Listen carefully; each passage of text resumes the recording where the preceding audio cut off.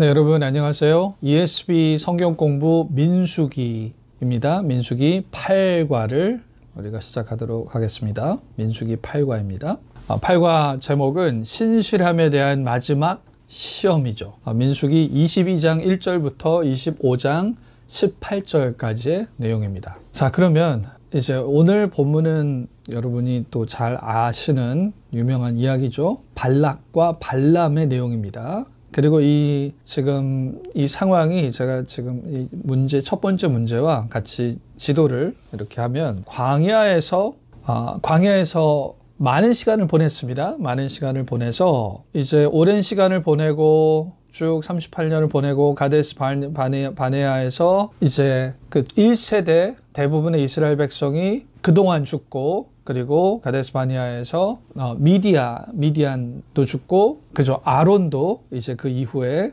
호르산에서 죽었습니다. 그래서 이들이 에돔을 지나서 가려고 했는데 에돔이 길을 막아서 이렇게 삥 둘러서 이렇게 진격을 했습니다. 진격을 해서 지금 여기 어디까지 도달했냐면 지금 모압 평지입니다. 이 모압 평지. 사해죠. 사해. 그리고 여기 갈릴리고 이게 요단강이죠. 여기. 그리고 여기가 이제 가나안 땅입니다. 여기가 여리고성이죠. 여리고성의 그 건너편에 있는 여기가 이제 모압 평지입니다. 우리가 첫 시간에 구글 얼스로 이렇게 평지 보호를 봤는데 지금 모압 평지에 도달한 상황이에요. 여기서 이제 이스라엘 백성이 엄청난 인구가 이쪽으로 모압 평지에 도달하니까 이스라엘을 막으려는 이 모압 지역의 모압의 족속의 왕이 이스라엘을 막으려고 시도하는 그런 상황입니다. 자, 문제를 보시면 이스라엘을 막으려는 다른 왕들의 시도는 실패했다. 모압 왕은 자기 땅에 있는 미디안 장로들과 상의하여 공격을 시도하기 전에 이스라엘을 약하게 만들기로 결정한다. 전투에서 이스라엘을 물리치기 위해 모압은 먼저 이스라엘의 진정한 힘의 근원을 약화시키려 한다. 발락의 전략은 이스라엘의 성공의 진정한 근원에 대해 무엇을 가르쳐 주는가? 발락이 이스라엘을 약화시키기 위해서, 이스라엘을 이 부분을 약화시켜야지 우리가 싸워서 승산이 있지, 이 부분이 약화되지 않으면 우리가 싸워봤자다 라는 그런 인식을 가지고 있죠. 자, 그러면 무엇인가? 이 부분을 약화시키기 위해서 무슨 일을 하는지 본문에 나옵니다. 여기서 보면, 자, 여기서 보세요. 민수기 22장입니다. 22장에 이스라엘 자손이 모압 평지에 진을 쳤습니다. 3절에 모압이 심히 두려워하였으니 이스라엘 백성이 많음으로 말미암아 모압이 이스라엘 자손 때문에 번민하더라. 너무 많은 거예요. 너무 덩치가 큰 거죠. 그래서 미디안 장로들이 이르되 이제 이 무리가 소가 밭의 풀을 뜯어 먹음같이 우리 사방에 있는 것을 다 뜯어 먹으리라. 우리 지역은 이들이 점령해서 정착하면 우리는 망하는 거야 라는 그러한 두려움이 생겼습니다. 그때 이제 이 모압의 왕이 발락이었던 거죠. 발락. 그런데 이제 5절에 이렇게 합니다. 그가 사신을 부올의 아들 발람이에요. 지금 부올은 아까 이 모압 평지 그 지역입니다. 그리고 발람을 보내는데 발람이 어디 있냐면 발람의 고향인 강가 부돌에 보냅니다. 이제 여기서 고향이 그의 족속의 땅이라고 구체적으로 원어의 표현이 그렇게 됩니다. 그래서 그게 이제 부돌이라는 지역이에요. 부돌이라는 지역에 아까 전에 이 한참 윗지역으로 올라갑니다. 부돌 지역에 있는 발람이다 라고 했을 때 지금 이제 이 부돌이라는 지역도 그렇고, 그리고 그것을 고향이라고 표현하는 것도 그렇고, 그래서 이 발람이 아마도 추정컨대 이제 이스라엘 백성의 친척들이 사는 지역, 그 지역은 아브라함 때 있죠. 자, 아브라함의 친척 부두엘과 라반이죠. 라반. 그 지역, 그 가족 출신이 아닌가라고 추정하는 것입니다. 부두엘은 이제 아브라함이 데라의 아들이죠. 데라의 아들이 형제가 삼형제였죠. 아브라함과 나홀과 하란이었습니다. 근데 이제 하란은 죽고 그 아들이 롯이 있었죠. 롯. 그리고 아브라함은 사레랑 결혼을 하고, 그리고 나홀은 밀가와 결혼을 합니다. 밀가. 그래서 밀가와 결혼을 해서 낳은 아들이 브두엘이고, 브두엘의 딸이 리브가입니다. 이삭의 아내. 그래서 아브라함과 사레의 자식 이삭이 친척 집에 보내서 리브가를 찾아서 결혼하게 되죠. 그래서 아브라함의 형제 집안, 그 리브가가 부두엘의 딸이고, 그리고 부두엘의 아들이 라반이죠, 라반. 그래서 그 친척, 아브라함의 형제 친척 집안에 속하는 자가 아닐까라고 추정을 합니다. 그래서 아마 발락이 이스라엘의 친척인 그 지역에 있는 이 예언자라고 알려진 발람을 굳이 보내서 그 이스라엘의 친척에 속한 예언자라면 이스라엘의 하나님을 잘 아는 그러한 친한 그런 예언자일 것이고, 그 예언자를 잘 매수를 해서 이스라엘을 저주하게 만드는 거. 그러면 마치 이스라엘과 이스라엘의 하나님 사이를 이간질을 시켜서 그 역할을 이 예언자, 선지자라고 여겨지는 발람을 통해서 하려고 한 거죠. 그래서 하나님이 이스라엘과 함께 해주시지 않으면 저주를 내리게 하시면 이스라엘의 힘의 원천은 사라진다라고, 그런 식의 판단이 깔려있지 않나라고 추정이 가능합니다. 그래서 굳이 저 멀리 발람을 부른 것이다. 그리고 발람이 그렇게 여호와 하나님이라고 마치 이 이스라엘 하나님과 원래 그러한 그런 소통이 있었던 것 같은 그러한 전개가 또 됩니다. 자, 그래서 보겠습니다. 발람을 부르게 하여 보라, 한 민족이 여기서 애굽에서 나왔는데 그 지면을 덮어서 우리 맞은편에 거주하였고 우리보다 강하니 청하건대 와서 나를 위하여 이 백성을 저주하라. 내가 혹 그들을 쳐서 이겨 이 땅에서 몰아내리라. 그대가 복을 비는 자는 복을 받고 저주하는 자를 저주를 받을 자를 내가 알미라. 그러니까 발람이 일단 효과적인 선지자라는 게 이미 소문이 난 거죠. 그래서 네가 복을 비는 자는 복을 받고 저주받는 자는 저주를 받을 줄 알미다라고 그렇게 요청한 것 자체가 발람에게 이렇게 요청하면 효과가 있을 것이다 라는 기대를 한 것입니다. 발람이 나름대로 효율적인 효과적인 선지자 노릇을 했던 것으로 추정이 되는 대목입니다. 근데 여기서 문제는, 아니 왜 갑자기 자기가 뭔데, 발락이 뭔데 왜 발락을 위하여, 나를 위하여 이스라엘 백성, 친척 백성인데 이스라엘 백성을 저주하게 말을 듣겠는가 라는 것이죠. 그건 이제 다음 질문이랑 연결이 됩니다. 자, 여기서 모압의 사절단, 그죠? 이 모압의 왕 발락이 사절단을 보냅니다. 그래서 많은 복채를 가지고, 복채를 챙겨서 가고, 그리고 이제 가서 이제 제안을 합니다. 왜냐하면 왜 너를 위해서 예언을 해줘야 돼, 저주를 내려줘야 돼 라고 했을 때 함께 가자고 재촉하지만, 그래서 이제 함께 가서 이제 곧 본문을 보면은 제안이 나옵니다. 어떠한 뭐를 해줄 테니 그러니 우리를 위하여 저주를 해달라, 그렇게 하는 거죠. 자, 재촉을 하는데 하나님이 허락하지 않으세요. 부를 주겠다는 약속에 유혹된 발람은 하나님을 설득하여 자신을 놓아주기 바란다. 이 구절에서 발람의 탐욕과 하나님을 이기려는 그의 노력에 대한 어떤 징후가 눈에 띄는가. 자, 일단 이것도 본문을 보겠습니다. 본문을 보면 본문이 재밌죠. 자, 모압 장로들과 미디안 장로들이 손에 복채를 가지고 떠나 발람에게 이르러 발락의 말을 그에게 전하되, 발람이 그들에게 이르되, 자, 왔어요. 요청하러 왔어요. 그러니까 일단 자기 나름대로 선지자고, 그러니까 일단 오늘 하룻밤 우리 집에서 자라 라고 하는 거예요. 자면서 일단 내가 여호와 하나님께 여쭤보고 그 다음에 답을 듣고 움직여야 돼. 그러니까 일단 여쭤볼게, 일단 하룻밤 자라, 그렇게 얘기한 거죠. 모압 귀족들이 발람에게서 유숙하니라. 그런데 이제 하나님 이렇게 얘기하죠. 발람에게, 너는 그들과 함께 가지도 말고 백성을 저주하지도 말라. 그들은 복을 받은 자들이니라. 아주 명확하게 말씀하십니다. 함께 가지도 말고, 발락에 시키는 대로 하기 위해서 함께 가지도 말고 백성 저주하지 말라. 그들은 복을 받은 자들이다. 내가 복 준 자들이다. 그리고 이미 이들이 출애굽한 자라는 것을 이미 알고 있습니다. 지금 이게 제가 이제 9절하고 11절 사이에 이들이 출애굽한 백성이다라는 묘사들이 나와요. 그러니까 이 발람 정도면 이들이 자기 아브라함의 친척의 그 백성들로서 어떻게 출애굽을 했는지 다 압니다. 어떻게 하나님이 이렇게 애굽을 쳐서 출애굽해서 하나님의 소유된 백성으로 만들었는지,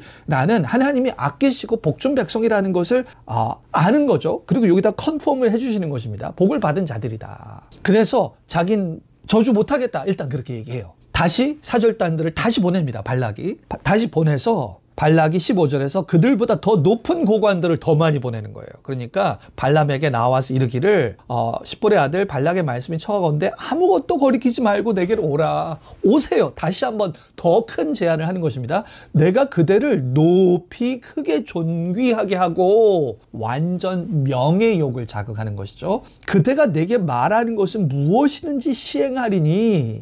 이것은 그러니까 뭐 백지수표를 주는 거죠. 원하는 거 다 얘기해. 다 줄게. 시키는 대로 할게. 이게 뭐 무슨 권력과 뭐 재산과 이거 엄청 백지수표를 주는 거죠. 그러니까 와서 제발 이 백성을 저주하라 하시더이다. 그러니까 발람이 발락의 신하들에게 대답하여 이르되 이렇게 얘기합니다. 재밌어요. 발락이 그 집에 가득한 은금을 내게 줄지라도 그거를 다 줘도 발락 자신의 집에 있는 은금 가득한 그거를 다 줘도 줄지라도 내가 능히 여호와 내 하나님의 말씀을 어겨 덜하거나 더하지 못하겠노라. 그럼 지금 이게 표면적으로는 이제 발락이 원하는 거 다 줄게요.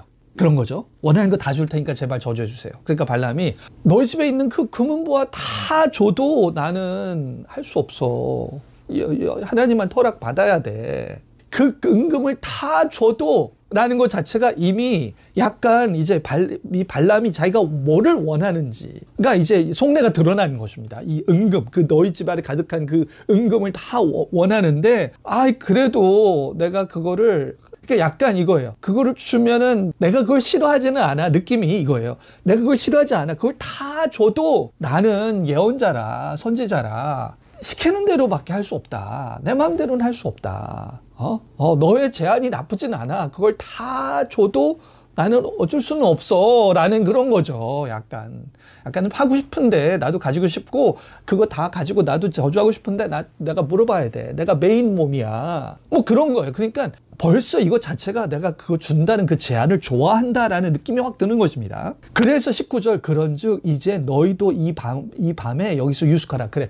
그러니까 너희들도 그래. 내가 정말 괜찮거든. 네 제안이. 나도. 그러니까 만약에 이 발람이 하나님의 첫 번째 너희들은 하나님이 발람한테 명확하게 얘기했습니다. 이 백성은 내가 복을 준 백성이니까 저주하면 안 되라고 명확하게 얘기했어요. 그러면 그 하나님의 뜻을 정확하게 인지했다면 그리고 맞아 그것이 하나님의 뜻이구나 라고 알았으면 두 번째 사람들이 왔을 때 그거 아무리 줘도 나는 할 수 없어 하고 돌아가 라고 하겠죠. 너희들은 저주를 위해서 온 자니까 나는 저주 못해. 내가 여쭤봤을 때 하나님 뜻은 명확해. 그러니 돌아가야 되는데 지금 발람의 제안이 그래 그거 참 너무 솔깃하다 괜찮다 뉘앙스가 이 제안 괜찮아 나도 웬만하면 하고 싶어 그런데 내가 이 모시는 이 신 때문에 내가 못하는 거거든. 그러니까 내가 한번 물어볼게. 오케이 하루만 더 있어봐 내가 한 번만 물어볼게. 다시 한번 그런 분위기예요 지금. 그러니까 있으라고 한 다음에 내가 여호와께 무슨 말씀을 더 하실지 알아보리라. 그러니까 지금 이 발람은 이미 돈의 마음이 있는 거죠. 돈에 그 정도면 내가 진짜 돈의 마음이 있는 것입니다. 그래서 밤에 하나님 발람에게 임하여 이르시되 하나님이 그 사람이 너를 발람에게 임하여 이르시되 그러니까 이제 지금 여기서 하나님께 물어본다 있어라라는 것 자체가 발람의 마음은 이미 하나님 다 아시는 거죠. 그래서 하나님이 일어나 함께 가라. 그럼 내가 내게 이런 말만 준행하라. 자 일어나 함께 가라. 하지만 딴소리는 하지 말고 내가 하라는 말만 해 라고 말씀하시는 거죠. 그러니까 이 시점에서 하나님은 일단 발람을 보내기로 작정을 하신 거예요. 뒤에 이제 이야기가 진행되는 거 보면 일단 보내기로 작정하시고 그래서 가서 오히려 반전으로 이스라엘을 축복하는 거 발락 앞에서 이스라엘 축복하는 그러한 이 예언을 하게끔 하시려는 게 하나님의 계획입니다. 그리고 이스라엘을 대항하는 이스라엘을 저주하려는 다른 나라들에 대해서 오히려 저주를 퍼붓는 그 계획을 하나님 품고 계신 거예요. 근데 이제 이 발람의 입장에서는 마치 저주를 허락하신 것 같이 혼자 착각하는 거죠. 저주해도 되는구나 이제. 그럼 저주해주고 나는 돈 얻겠지 라는 그 생각을 가지고 있는 거죠. 발람은. 그러니까 이 발람은 어떻게 멀쩡한 백성을 돈을 준다는 이유로 그 백성에 대해서 저주를 내리는 거예요. 그러니까 어떠한 백성에 대해서 이 복을 받느냐 아니면 저주를 받느냐라는 것 자체가 이 윤리적으로도 그냥 자신의 유익을 위해서 한 민족이 망하게 한다는 이 선택, 이 아이디어, 이러한 이 기준 자체가 너무나 타락한 거죠. 나의 이익을 위해서는 민족이 망해도 된다라는 거잖아요. 그러니까 기본 윤리 자체가 완전 윤리의식이 없는 사람입니다. 이 사람은. 자신의 사적인 이익을 위해서 민족이 망해도 된다라는 거예요. 그죠? 그리고 두 번째는 이 민족은 하나님께서 안 된다라고 하신 그러한 민족인데 그 하나님께도 반역하는 것입니다.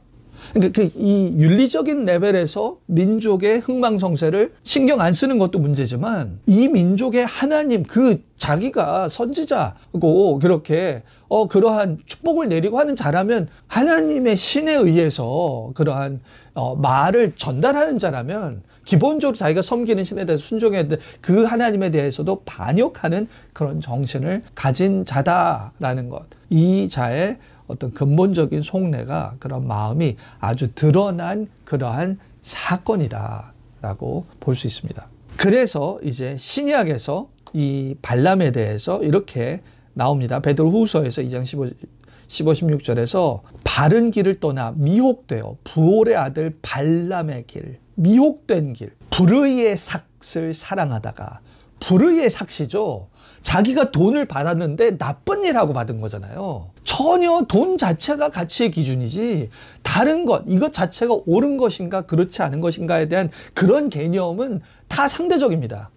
나만 부유하면 된다라는 불법이고, 그러니까 이게 오늘날 세상에서 추구하는 가치관도 오늘날 이렇게 부추기는 가치관도 그런 거죠. 자본주의에서 돈이 상당히 높은, 우리의 우선순위에서 아주 높은 기준에 급상승했습니다. 이게 아주 가장 최우선순위인 사람들은 결국 인생의 목표, 자기가 어떤 것을 선택하고 선택하지 않고의 기준이 내가 돈을 벌 수 있느냐 아니면 돈을 벌지 않을 것이냐. 돈 자체가 가장 1순위라서 물론 뭐 이렇게 발람과 같이 돈을 벌기 위해서 남을 저주하고 미워하고 그 정도까지 극단적으로 가는 사람은 별로 없긴 하지만 어쨌든 나의 유익을 위해서 내가 혼자 잘 살게 하기 위해서 다른 사람의 불행, 다른 사람들의 고생, 내가 이렇게 잘 먹고 잘 사는데 저 사람들은 잘 어렵게 살지 않는가라는 다른 사람들에 대한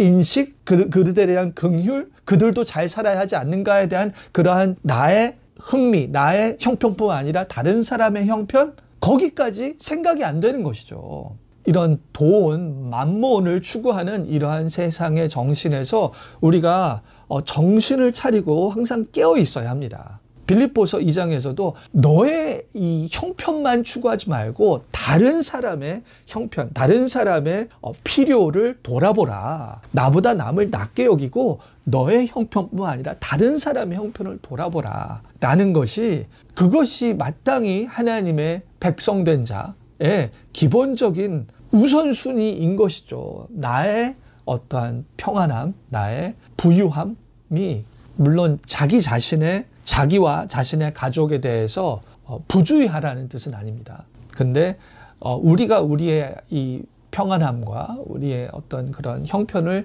추구하는 것은 너무 당연하고 우리 안에 이제 내면적으로 우리의 본성상 있는데 그것만 추구하지 않고 다른 사람들과 함께 더불어 살고 그들의 형편까지 돌아보는 것이죠. 그리고 사실 더 나아가서는 우리가 고난받더라도 남을 섬기기 위하여 예수 그리스도께서 이 궁극적인 섬기심은 자신을 내어 바치셔서 다른 이들을 섬긴 것 같이 우리도 사실 하나님께서 우리에게 허락하신 것들을 통해서 이것을 우리의 필요를 채운 것뿐만 아니라 어떻게 이것을 통해서 다른 이들을 세우고 그들의 필요를 채울지에 대해서 우리가 마음을 가지는 것이 하나님의 백성, 이 발람의 불의의 삭을 사랑하는 것과 반대되는 하나님의 백성다운 그런 태도와 가치관이 아닐까.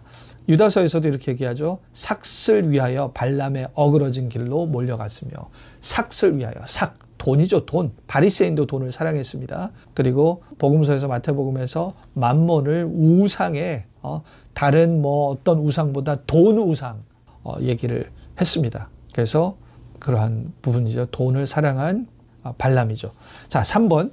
로 가겠습니다. 하나님 마침내 떠나고자 하는 발람의 간청을 들어주셨지만 여전히 그의 죄 많은 탐욕에 대한 책임을 물으신다. 이스라엘이 고기를 원하자 하나님이 그 요청을 들어주셨지만 그들의 죄를 봐주시지 않은 경우와 이 사건을 비교하라. 우리가 고집스럽게 죄를 짓지만 하나님이 우리가 원하는 것을 허락하시는 것처럼 보일 때 이 교훈은 하나님의 방식에 대해서 무엇을 가르쳐 주는가. 고집스럽게 죄를 짓지만 하나님 우리가 원하는 것을 허락하시는 것처럼 보일 때, 자, 이 케이스는 어떻게 해석해야 되는가. 자, 일단 방금 이거죠. 지금 이 두 가지 케이스를 비교하는데 발람에게 사람들이 너를 부르거든 일어나 함께 가라. 그러니까 발람이 하나님께 물어보니까 하나님이 가라고 하신 거예요. 가라고. 그래, 가. 그래서 발람이 아침에 일어나서 자기 나귀에 안장을 지우고 모압 고관을 함께 가니 그가 감으로 말미암아 하나님이 진노하심으로. 자, 하나님이 진노하셨어요. 그러니까 하나님이 발람에게 가서 내가 하는 말만 하라라는 것은 하나님의 계획이긴 해요. 왜냐하면 여기서 이 이후에 결국 발람을 가게 하십니다. 그런데 하나님은 이 발람이, 그러니까 하나님이 가게 하시는데 하나님의 목적은 발람을 통해서 이스라엘을 축복하고 이방 나라를 저주하는 거였죠. 근데 발람이 지금 떠나는 이유는 하나님의 뜻과 상관없이 자기의 돈을 위하여 이스라엘을 저주하려는 불순종과 반역의 마음으로 떠나는 거죠. 아, 나 반역의 길을 이렇게 기쁘게 떠나는 것입니다.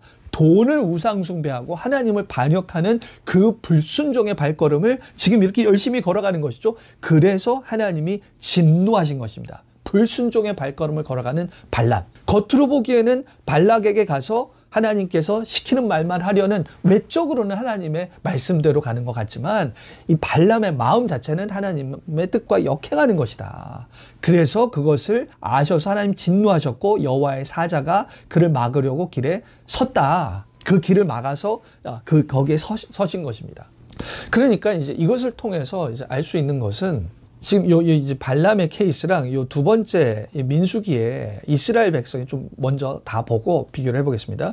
민수기에서 이제 이스라엘 백성은 하나님께 불평한 거예요. 누가 고기를 너무 만나만 먹으니까 고기를 먹을 수 없어서 너무나 하나님께서 우리 고기를 주실 수 있는 분이실까? 우리가 이렇게 불평하고 이렇게 불행한데 여기서 너희가 울며 이르기를 누가 우리에게 고기를 줘 먹게 하랴. 애굽에 있을 때 얼마나 좋았어. 하나님 백성으로 출애굽해서 이 완전 고생하면서 불행하게 이렇게 살고 있으니 너무 불행하다라고 그렇게 이제 불평하는데, 그래서 여호와께서 너희에게 고기를 주어 먹게 하실 것이라. 하루나 이틀이나 닷새나 열흘이나 20날뿐만 아니라 냄새도 싫어하기까지 한 달 동안 먹게 하시리니. 그러니까 이들이 원하는 것을 하나님께서 주신다는 것입니다. 그래서 먹게 하시리니 원하시는 거 주시는데 너희가 너희 중에 계신 여호와를 멸시하고 그 앞에서 울며 이르기를 어찌하여 애굽에서 나왔던가 함이니라. 그래서 결국은 어떻게 하느냐? 이 고기를 많이 주세요. 메추라기가 엄청나게 많이 와서 떨어지게 해서 고기를 먹게 합니다. 고기가 아직 이 사이에 있어 씹히기 전에 여호와께서 백성들이 진노하사 재앙으로 치신다라는 이야기죠.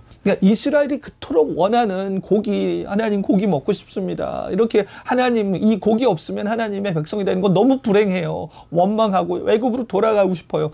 그런 자들에게 하나님께서 이렇게 공급해 주신 거예요. 근데 이 케이스에서는 하나님께서 이들을 심판하기로 결정하셨어요. 이미 심판하기로 결정하셨는데 그냥 바로 이들의 원망만 가지고 그냥 바로 심판으로 끝내주실 수 있었지만 이들에게 있어서는 그래 내가 고기 먹여주마. 하나님을 먼저 증명하신 것입니다. 증명.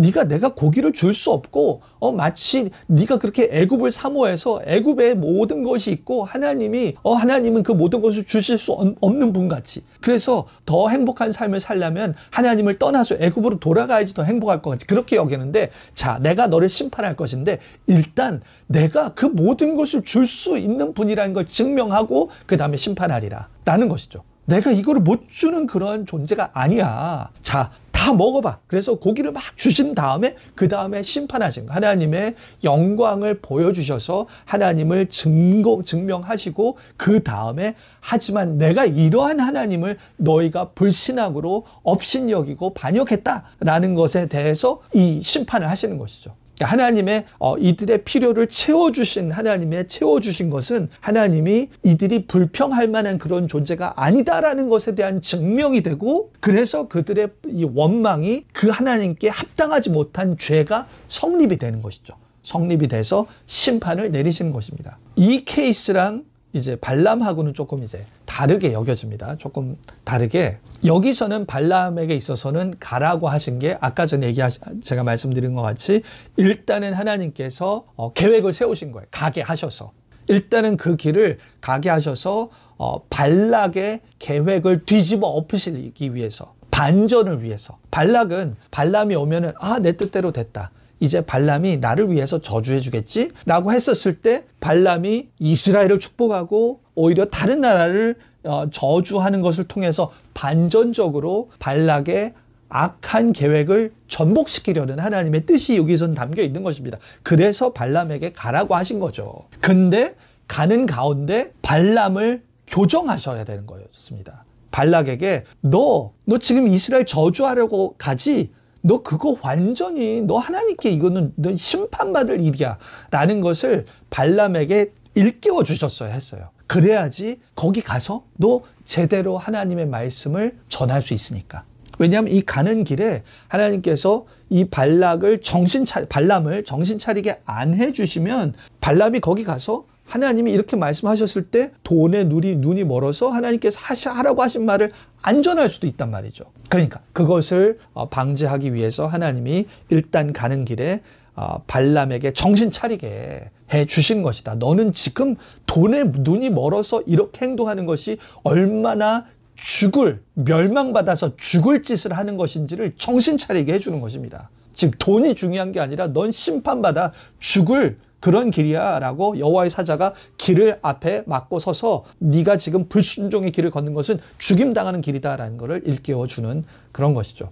이거죠. 우리한테 적용될 수 있는 거는 발람의 경우같이 하나님의 뜻이 명확한데 발람은 돈에 눈이 먼 거예요. 그러니까 이미 돈을 사랑하는, 아까 전에 그 불의의 삭슬 사랑하는, 돈을 사랑하는 그 이 악한 욕망이 너무 강하게 있으니까 이것을 하나님의 뜻을 알아도 돈으로 쏠리는 것이죠. 그래서 우리가 많은 경우 이거 진짜 하나님의 뜻인가 아닌가 했을 때 일단 하나님의 뜻을 알려주세요라고 분별하기 전에 먼저 자신을 돌아봐야 되는 것입니다. 내가 어떠한 상황에서 이걸 원하는 게 도대체 이 욕망이 뭘까? 내가 뭐 때문에 이것을 정말 원하는 것일까? 어떠한 것을 정말 추구하고 원해서 하나님 해주세요. 기도하고 그런 내용이 있죠. 그 기도를 열심히 하기 전에 내가 악한 마음으로 잘못 구하는 것은 아닌가? 내가 이것을 정욕을 위해서 쓰려고, 야고보서 언어입니다. 정욕을 위해서 쓰려고 잘못 구하는 것은 아닌가? 라는 마음 상태를 돌아보고, 그리고 하나님께서 이미 명확하게 알려주신 것, 지금 이 경우는 하나님의 이스라엘 백성을 저주하는 것은 하나님의 이미 역사 가운데 출애굽 가운데 쭉 보여주신 하나님의 전체적인 흐름에 역행하는 것입니다.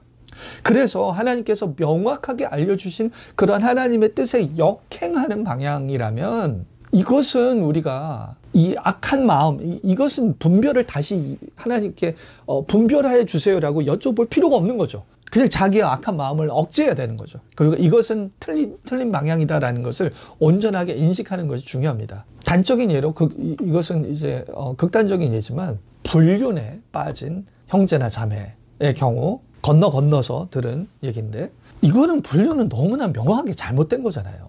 근데 그것에 대해서 너무나 각종 정당화를 하는 거예요. 정말로 사랑하고 정말로 그 불륜의 대상인 그 사람도 결혼 관계에서 너무나 불행하고 등등, 지금 이 불륜이 결국 새로운 결혼으로 이어질 수 있고 각종 정당화하는, 그래서 하나님 도와달라고, 이게 좀 좋은 이 새로운 출발이 되게 해달라고 도와달라고 그런 기도를 하면 안 되는 거죠. 그냥 멈춰야 되는 거죠. 이 불륜 자체가 어떠한 상황적 정당화가 아니라 이것은 멈춰야 하는 것입니다. 그리고 그 외에도 각종 그런 그런 핑계대는 거, 혼전 성관계도 그렇고 그런 것도 여러 가지 이유와 핑계와 어쩔 수 없고 내가 누구를 사랑하고 이미 감정적으로 많이 우리는 결혼할 거, 그런 거 다 기본적으로 이거는 그냥 멈춰야 되는 거예요. 멈춰야 되는 거. 이 타협의 여지가 없이 멈춰야 되는 것이기 때문에 그런 것을 잘 분별해서, 그렇지 않으면 이게 지금 벼랑의 길로 가는 것입니다. 멸망의 길로 가는 거예요. 멸망의 길로 가는 것은 멸망의 길로 가면서 하나님 구해주세요 할 게 아니라 멈춰야 되는 거죠. 멈춰야 되는 거. 그래서 그러한 분별력이 너무나 필요하다. 그리고 또 하나는 자기가 아주 난 이게 약해라는 게 있잖아요. 돈이든 아니면 나는 이 부분이 약해서 이 분야에 대해서 너무나 욕망이 커. 돈일 수 있고 명예일 수도 있고 사람이 칭찬일 수도 있고 그런 욕망이 나는 크다. 이 부분이 약하다. 이런 부분은 이 욕망이 어떠한 좋은 환경에서 좋은 이유로 이 욕망이 채워진다 하더라도 아주 위험할 수 있습니다. 그러니까 되게 아주 중독에 빠질 수 있는 거죠. 중독에 빠질 수 있다. 이것도 이제 극단적인 예지만 만약에 어떤 형제나 누가 아주 성적인 욕망에 너무 약한 사람이 있을 수 있어요. 정말 생리학적으로 더 약한 분이 있을 수 있습니다. 그런 사람은 예를 들어서 그런 사람은 어느 교회에서 선교를 할 때, 선교를 하고 이 지역 전도를 할 때, 특별한 지역으로 전도를 할 때 그러한 성매매업소 여성들에게 또 전도를 하러 나갈 수 있습니다. 근데 그런 전도팀에 가면 안 되는 거죠. 그런 전도팀에 가면 안 되는 거죠.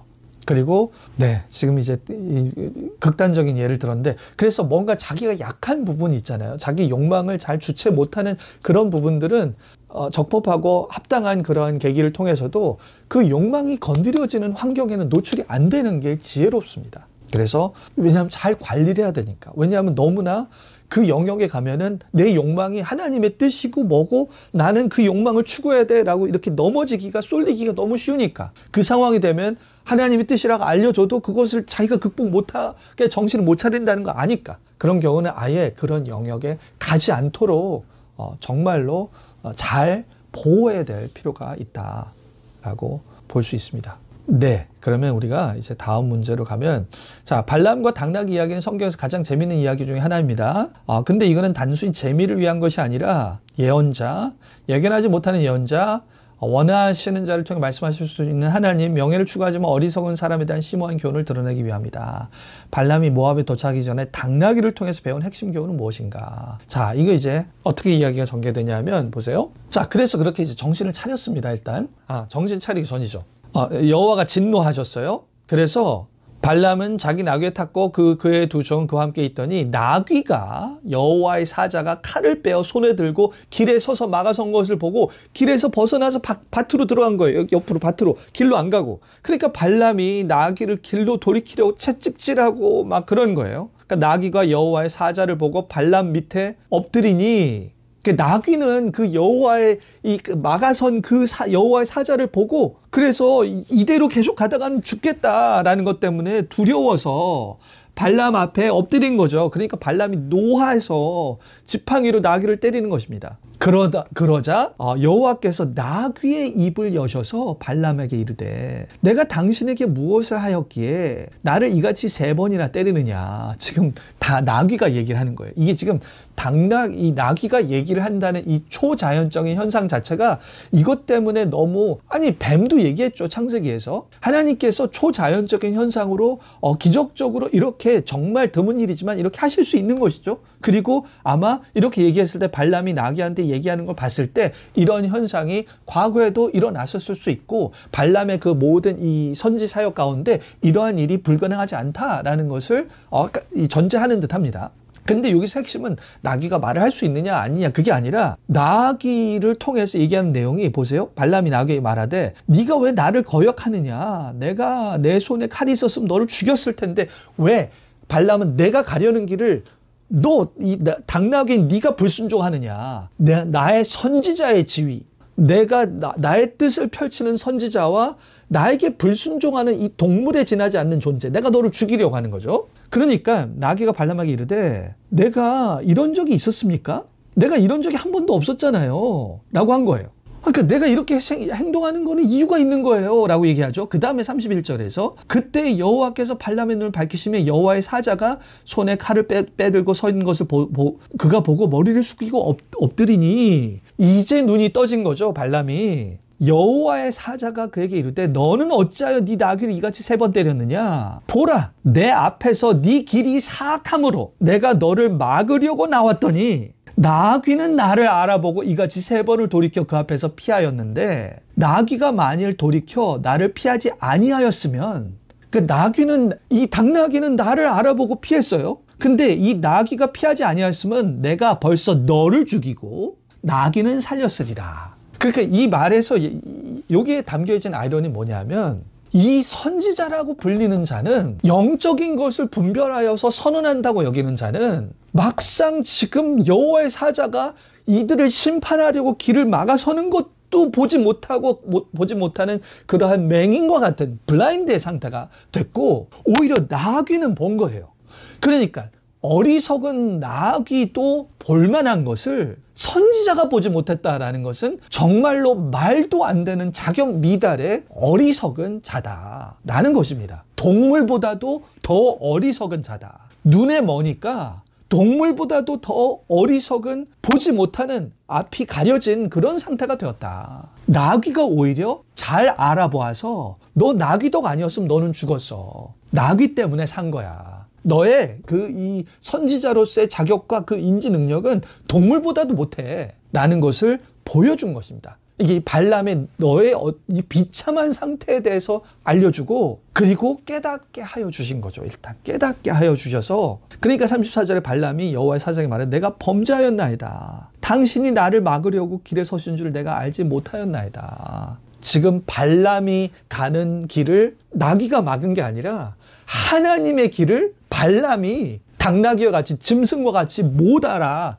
깨닫지 못하고 그렇게 죽을 길을 계속 고집스럽게 가고 있었던 거죠. 발람에게 느껴지는 이 나귀에 불순종하는 그 모습이 사실은 본인의 모습이었던 거예요. 하나님께 불순종해서 죽을 길을 계속 가는 그러한 불순종의 모습이었다라는 것을 알 수 있습니다. 그러니까 참 이것도 정말 이제 하나님의 은혜죠. 하나님이 발람을 살려주신 거죠. 살려주셔서 눈을 뜨게 해주신 것입니다. 지금 돈을 추구하는 게 중요한 게 아니라 넌 죽을 수 있어. 그걸 깨닫게 해주신 게 은혜입니다. 그러니까 오늘날도 하나님이, 모르겠어요. 하나님은 우리의 인생 가운데 여러 가지 일들을 허용하시죠.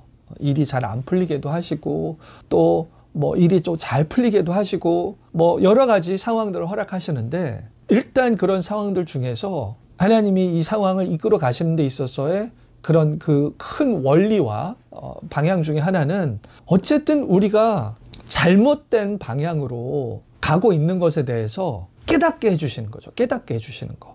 우리가 너무 돈을 추구하고 있지는 않은가? 우리가 너무 세상에서 성공을 추구하고 있지는 않은가? 아니, 우리가 너무 그냥 우리의 일상의 삶의 그 모든 생존 중심으로 너무 살고 있지는 않은가? 아니면 너무 내가 나의 주위에 있는 사람들, 나에게 연관이 있는 그런 나에게 의미를 주는 사람들이 당연히 중요한데 너무 거기에 함몰되어 있지는 않은가? 그래서 너무 근시안적으로 거기에만 있어서 너무 이 길로 가는 것이 결국은 멸망받는 길로 가는데, 아니면 너무 근시안적으로 추구하는 삶이 결국 하나님의 백성으로, 그 나라와 그 의를 구하는 그런 본질적인 하나님의 형상으로 지어진 하나님의 백성으로, 우리는 하나님이 우리 아버지시고, 하나님이 우리의 남편이시고, 하나님이 우리의 왕이시고, 하나님이 우리에게 존재를 주시고 생명을 주시고 살아있게 하시고, 그리고 우리가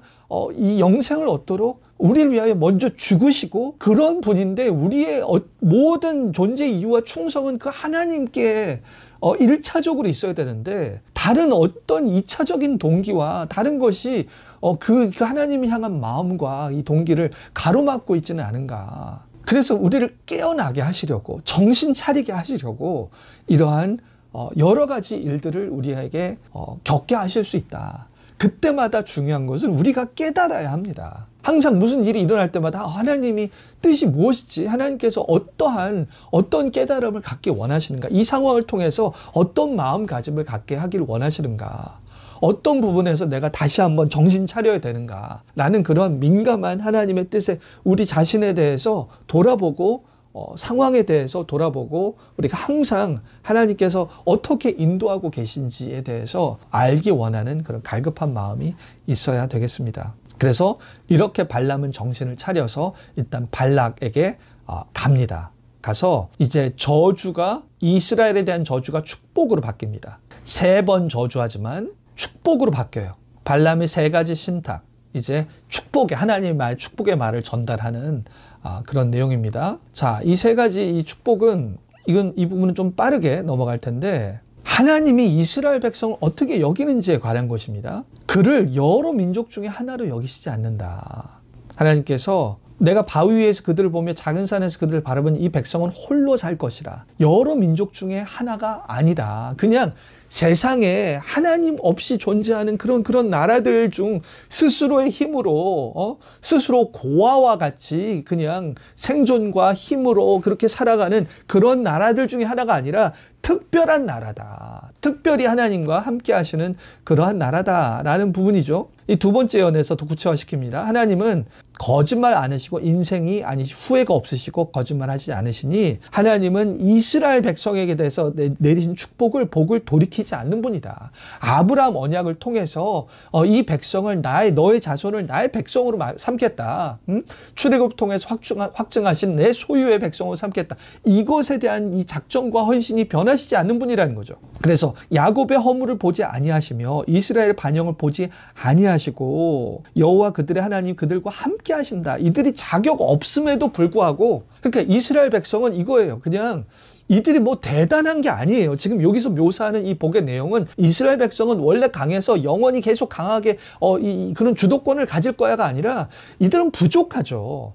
허물이 있습니다. 허물이 있고 하나님께 반역하는 그런 자예요. 아주 정말 하나님의 백성이 되게 더 뛰어나고 그런 자가 아닌데 하나님께서 이들을 선택하셔서 이들의 허물을 보지 않으시고 반역을 보지 않으시고 그들과 함께하기로 하나님께서 헌신하신 자라는 거죠. 하나님께서 이 이스라엘 백성을 선택한 이 마음이 하나님의 이 선택이 흔들릴 수 없는 그러한 하나님께서 자기 자식으로 자신의 아내로 그렇게 삼으신 그러한 자다. 이게 헌신인 것입니다. 이 우주의 가장 최강자이신 하나님이 나의 백성으로 맹세하고 그렇게 붙드신 그런 자다라는 그런 뜻이죠. 그래서 야곱을 해할 만한 점술, 어떠한 우주의 원리를 통해서 점을 보고 야곱을 해할 수 없다. 이스라엘을 해할 수 있는 복술이 없다. 왜냐하면 우주의 모든 원리를 주관하시는 하나님이 이스라엘을 복주기로 결정하셨는데 하나님 이 세상에 존재하는 모든 다른 원리는 다 하나님이 말씀으로 만드신 피조 세상에 있는 원리잖아요. 어쨌든 다 피조 세계에 속한 것입니다. 피조의 세계에 속한 어떠한 것도 창조주 하나님의 작정과 헌신을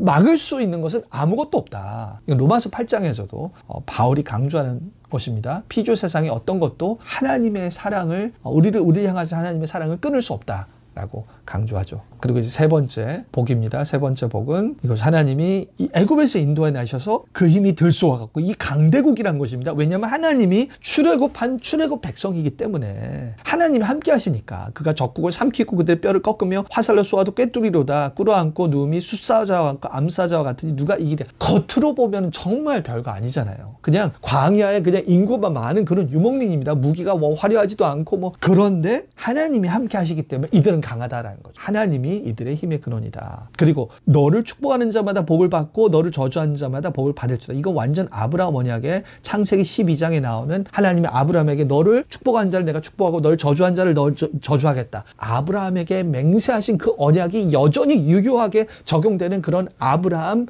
자손의 백성이다. 하나님이 이들과 헌신하셨고 이들이 하나님을 대표하는 자가 되게 하셔서 이들을 저주하면 하나님을 저주하는 거예요. 이들을 축복하면 하나님을 축복하는 것이죠. 하나님의 형상 백성, 하나님을 대표하는 백성, 그렇게 삼으신 것입니다. 이것이 이스라엘 백성의 이 정도의 하나님의 맹세하심과 작정하심과 축복에 대한 헌신이 있는데 누가 어떤 무슨 저주를 내리고 어느 누가 이러한 하나님의 헌신과 뜻을 역행할 수 있을까? 아무도 없는 것이죠. 마찬가지입니다. 우리도 마찬가지예요. 우리가 이 이스라엘 백성 아브라함 언약이 성취된 자들이 우리입니다. 우리가 이스라엘이고 우리가 참 이스라엘의 자손이기 때문에 이것은 우리에게도 유효한 것입니다. 하나님이 우리를 하나님의 형상으로 만드셔서 우리의 인생 가운데 부족하지만 하나님께서 우리를 하나님의 형상 백성으로 삼으셔서 우리와 함께 하시고 우리를 통해서 하나님의 능력과 하나님의 성품과 하나님의 이 권세와 하나님의 임재가 드러나게 하시는 것이 우리의 사명인 것이죠. 우리의 어떠함이 아니라 하나님이 그렇게 작정하시고 우리를 그렇게 그런 백성으로 삼으시고자 언약적으로 맹세하시고 실천하시고 헌신하고 계시기 때문에 그런 것입니다. 것입니다. 자, 발람은 2번이죠. 발락이 주는 부를 원했지만 그것을 얻기 위해 필요한 일을 할 수는 없다. 저주를 못하는 것입니다. 아니, 저주를 해야지 돈을 받을 텐데 저주를 못하는 거죠. 그래서 이들이 협력에 실패한 것에 대해서 누구를 비난하는가? 아니, 발락은 네가 와서 저주해 주고 했는데 네가 저주를 안 하네? 완전 거꾸로 이스라엘에게 축복을 하네? 그럼 내가 너를 돈을 줄 수 없지. 그러니까 이들의 딜은 깨진 것입니다. 근데 그게 이 깨진 이유를 뭐라고 얘기하는가? 민수기에서 이렇게 얘기하죠. 여호와께서 그대를 막아 존귀하지 못하게 하셨도다. 그러니까 여호와께서 막았구나 라고 얘기를 하는 것입니다. 왜냐하면 내가 은금을 줄지라도 난 여호와의 말씀 어기고 선악간에 내 마음대로 행하지 못하고 여호와의 말씀대로 말하리라 하지 아니하였느냐. 마치 이 발람이 이렇게 얘기하는 게 나는 원래부터 여호와에게 완전 절대 충성돼서 여호와의 말만 온전히 순종하는 자야 같이 얘기하지만 사실은 이렇게 얘기했었을 때, 맨 처음에 얘기했었을 때 발람은 돈을 사랑하는 마음이 있었었죠. 그래서 하나님께 허락받아서 나는 저주해야지, 돈을 얻어야지, 그렇게 자기 착각 속에 있었습니다. 근데 이제 그 당나귀를 통해서 여호와의 사자를 통해서 깨달게 되면서 그때 이제 정신을 차린 거죠. 아, 내가 완전히 거꾸로 막 멸망당할 짓을 하고 있었구나. 그때 깨져서 지금 이렇게 발락 앞에 와서는 하나님이 두려운 거죠. 이제 딴소리 하다가 내가 또 언제든지 죽을 수 있다. 내가 돈 추구하다가는 돈을 얻기도 전에 난 죽을 수 있다. 나는 그러한 하나님에 대한 두려움 때문에 이렇게 하나님께서 하라고 하신 예언들을 하게 된 것입니다. 자, 그 다음에 이제 축복이 저주로 바뀝니다. 이 얘기는 이제 이스라엘에게 축복을 주고 이스라엘을 저주하려고 했던 그 주변 나라들에 대한 저주가 내립니다. 그래서 왜냐하면 방금 아까 전에 이스라엘에 대한 세 번째 축복 맨 끝에 너희를 축복한 자를 축복하고 너희 저주한 자를 저주한다고 그랬죠.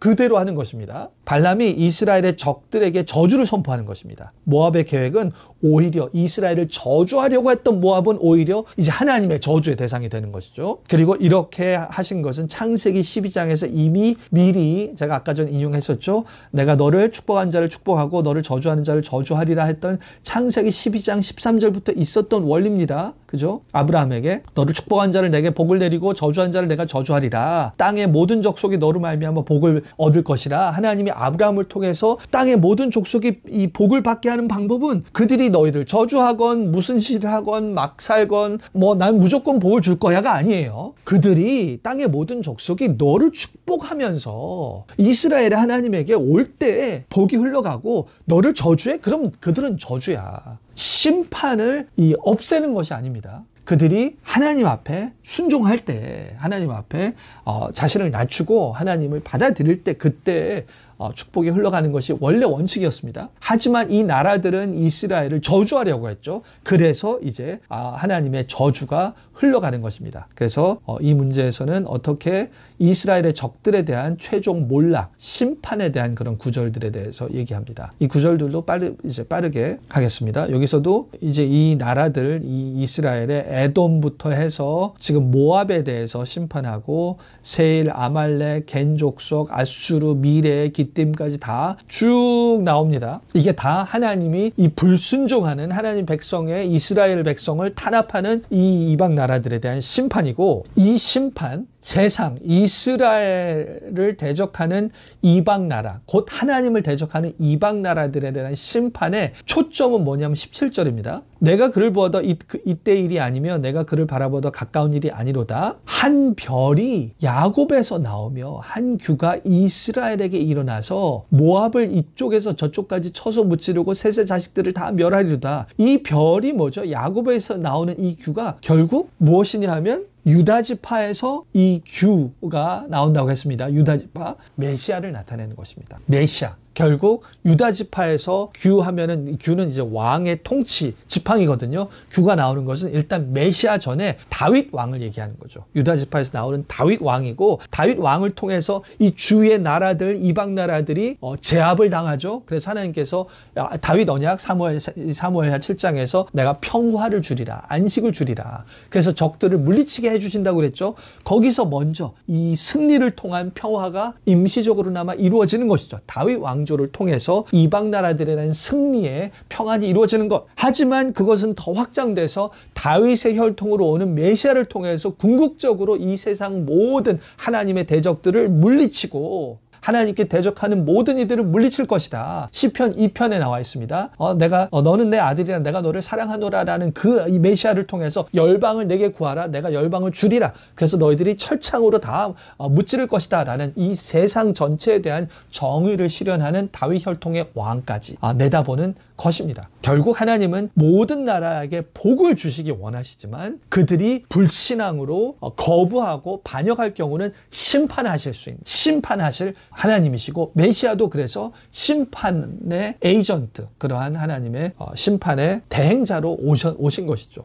하지만 메시아로 오신 예수님은 이미 모든 이들이 심판의 대상임을 아셔서 그들이 심판의 대상에서 축복의 대상으로, 불의한 자에서 의로운 자로 바꿔주시기 위해서, 축복의 대상으로 될 수 있는 그 자격을 얻게 해주시기 위해서 예수님이 대신 죽으시고 고난받는 종의 역할을 하시게 된 것이다. 그것이 이제 신약의 메시아로 오신 예수님의 사역의 반전적인 그런 성격입니다. 자, 이렇게 해서 발람 사건이 지나가고 그 다음에 이제 25장이죠. 여기서 보면은 이스라엘이 모압 지역에 이제 발람을 통해서 저주를 하려고 했죠. 근데 이제 두 번째 문제는 뭐냐면 다른 방법을 시도해요. 모압 사람들이 미디안 장로와 함께 하나님의 복을 접어들여 유혹한다. 이들은 바알에게 가담하고 모압의 풍요의식에 합류했다. 이스라엘의 지휘관들은 모압과 미디안 족장의 딸들과 결혼하기 시작한다. 바알에 가담하여 저지른 첫 번째 죄의 부정한 특성은 하나님 관점에 바라보는 우상 숭배. 그러니까 이거 쉽게 얘기해서 모압 사람들의 바알 숭배에 이스라엘이 넘어가는 것입니다. 바알은 풍요의 신이에요. 그러니까 그들이 이 광야 같은 이런 지역에 살면서 풍요를 보장해주는 신이 필요한데 그게 바알 신입니다. 그래서 풍요를 위하여 이들은 그러한 제사를 드리면서 그런 각종 매춘 같은 것들이 많이 일어났습니다. 매춘을 통해서 그런 성관계를 통해서, 성관계가 결국 이 생산성을 위한 그런 도구라고 생각해서 제사 가운데 성관계가 일어나는 것이 결국 바알이 더 풍요와 생산성을 우리에게 내려주는 데 있어서 마땅히 드려야 되는 예식이라고 생각한 거죠. 그러니까 이 도덕성이라는 게 없죠. 이 성적인 타락이 우상 숭배랑 완전히 결탁되어 있는 것입니다. 여기에 이제 영향을 받는 것이죠. 이스라엘 백성이 영향을 받아서, 자, 민수기에서도 보면은 그들의 신들에게 절하는, 모압 여자들과 음행해서, 그죠? 이들의 모압 여자들과 음행하여 이들과 성관계를 가지면서 바알 신에게 제사하고 그렇게 되는 거죠. 그래서 하나님께서 진노하십니다. 우상숭배잖아요. 우상숭배.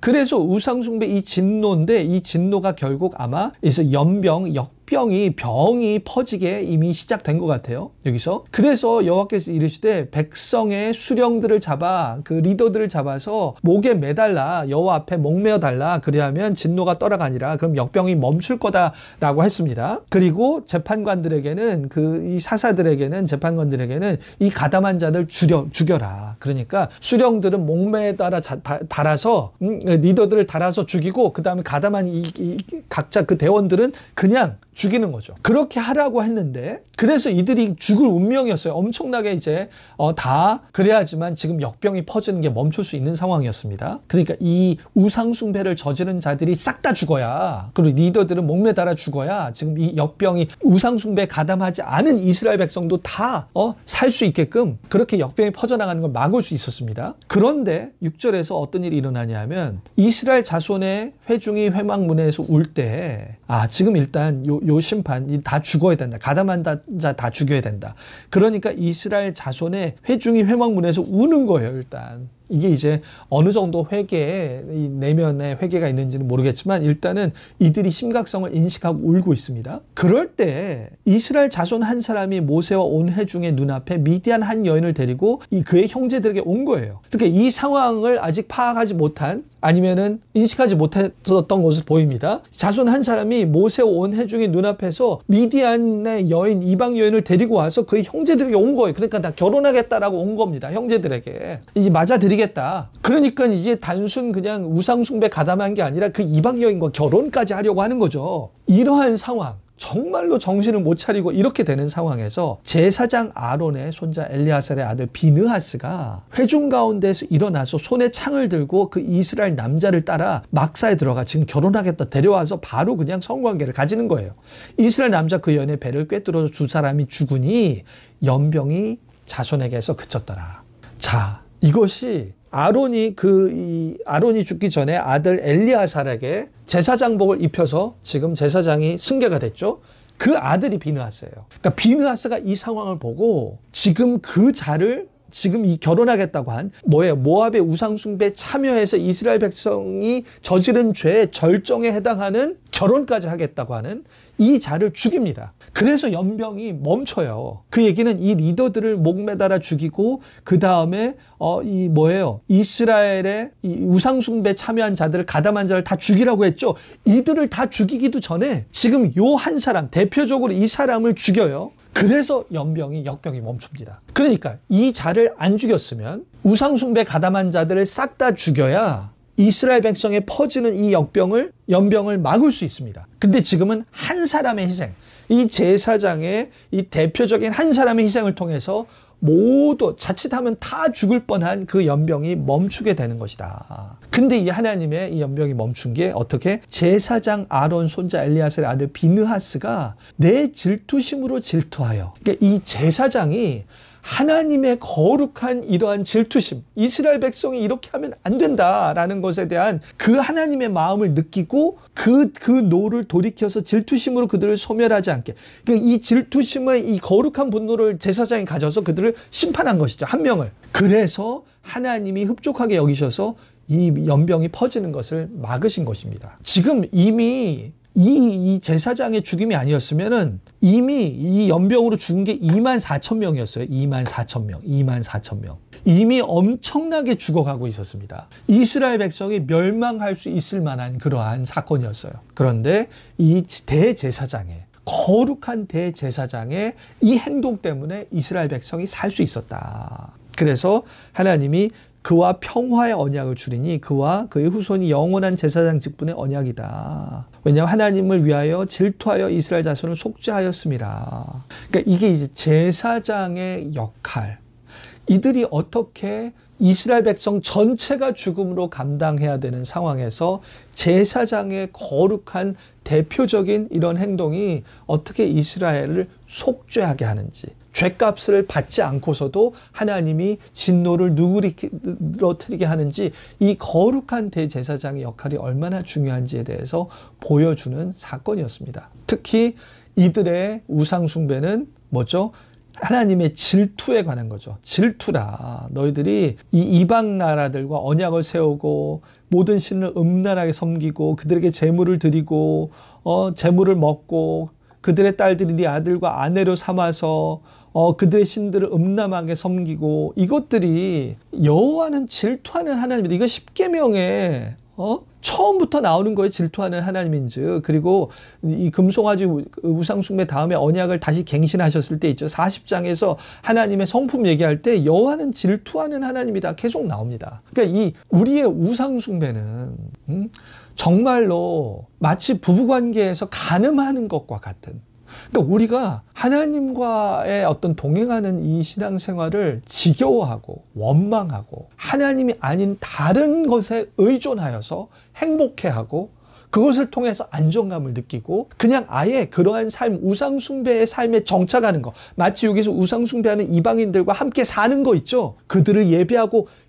결혼한다는 것 자체가 그냥 그런 우상숭배의 생활 패턴, 우상숭배자와 아예 그냥 내 삶의 패턴을 그렇게 정착시킨다는 거잖아요. 그러니까 그거는 마치 내가 당신과 사는 거 싫으니까 나 그냥 다른 간음을 그냥 가끔씩 한두 번 실수한 게 아니라 난 그 사람과 살림 차릴 겁니다 라는 거죠. 그러니까 우상숭배를 가끔씩 기웃거리는 게 아니라 우상숭배의 삶의 패턴을 정착시키는 거, 하나님의 진노를, 하나님의 질투를 만드는 행동입니다. 하나님께서 정말로 싫어하시는 거예요. 분노와 질투를 여기시는 사건이죠. 하지만 하나님께서 그래서 재앙에서 죽어서 마땅한 자들이지만 하나님의 공의가 실현돼야 되지만 그들이 회개하고 또 대제사장의 하나님의 거룩한 대제사장을 통해서 하나님께서 속죄하신다.